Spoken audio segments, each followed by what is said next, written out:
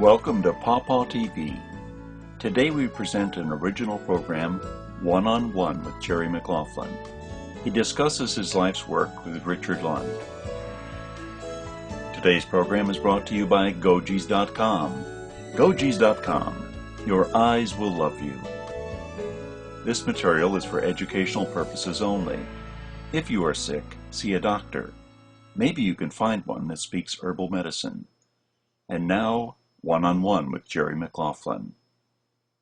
Well, now, so some people are taking the product. The product has been manufactured and it's in the marketplace since March of 2003, I believe. Right. We started marketing it at the company Nature Sunshine Products, and required a lot of work. Took me 4 years to get it marketed as a supplement, as a dietary supplement. And it's an extract, not the pure compounds. So, and it just didn't make sense to me, in skinning this cat a different way, to go with pure compounds as drugs. Why not just treat it as a botanical product, which is a mixture of all these compounds in the same concentrations that nature creates them? And so that's what we did. We made the extract, we standardized it with the brine shrimp test. We also standardize it chemically with high-performance liquid chromatography and mass spectrometry, followed by mass spectrometry. So we make sure that the compounds are there and that they're there in the right concentrations, and we can make the consistency from lot to lot, so they always have the same effect of a given capsule. I recently heard Dr. Farnsworth from the University of Illinois in Chicago say that it was important to standardize both chemically and biologically. And at that time, I think he was unaware that Pawpaw was standardized that way, and he made the statement that there were no compounds that in the United States that were botanicals that were sold being standardized that way. No, he's wrong. So this is the first one, probably. Actually, we were selling Pawpaw since 2001 in a standardized form in a shampoo. Oh, okay. Yeah, because remember I said it killed insects? That's right.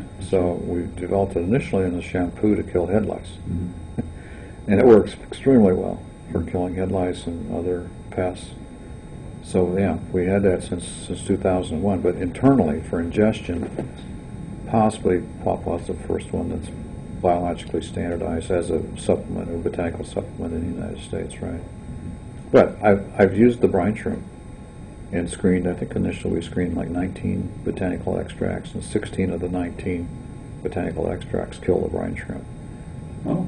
So we could actually use the brine shrimp assay to standardize botanicals, many of them at least. If you choose to do that, it's extremely inexpensive. The problem is the labor that's involved. In the botanical industry, it's so competitive today that people just don't choose to make their product the best. You know, they would rather just go ahead and market it on the basis of a marker compound, which may or may not be the active material. In most cases, it's not, and certainly it's not the single active material.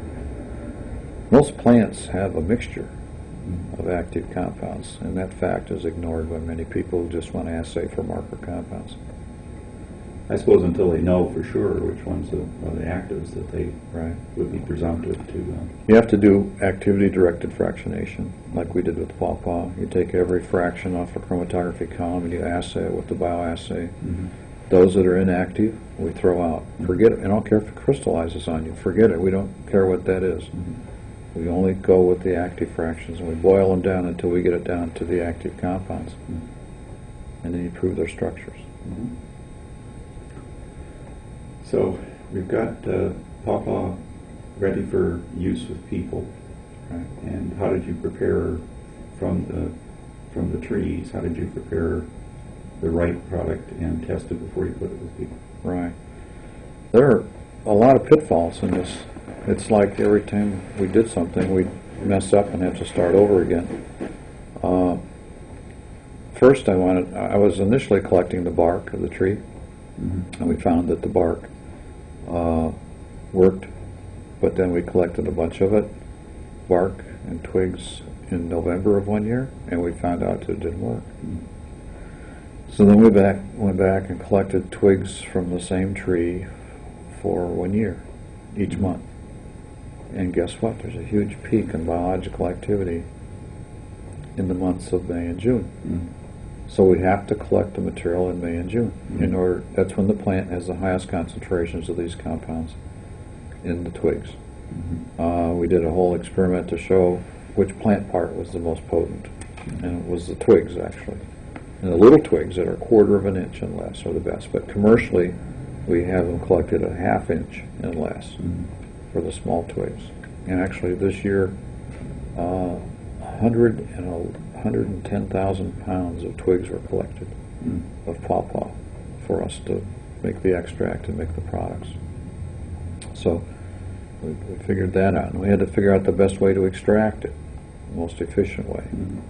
And we've got that figured out. And again, we monitor 3 times with this brine shrimp test and the processing of the extract to make sure that the final assays with the final product, make sure that it's up to par biologically. Is there anything in the raw material that you were concerned about that you wanted to remove? Right. In the literature, in the Lancet, that's a medical journal from England, back in 1999, there was a paper that came out that graviola had something that's called guanabana or soursop. That one and the custard apple from the tropics. Those are cousins of pawpaw in the Ananaceae family. That those things possibly were linked to Parkinsonism from long-term consumption of teas and juices of these things. Now, I've checked with people who've eaten pawpaws all their lives and they're steady as a rock, so Parkinsonism. Yeah. But at any rate, they attributed the possible Parkinsonian effects to some alkaloids. So in our extraction procedure, we extract initially with water. The alkaloids are water soluble as the salts, and we thus do 4 extractions with water and eliminate any possible alkaloids that might cause some trouble in this way. And that's an expensive step, actually, because it's difficult then to get rid of the water. And that's caused us a lot of headaches, but we're working on those things. And then after that, it's extracted from there to a relatively...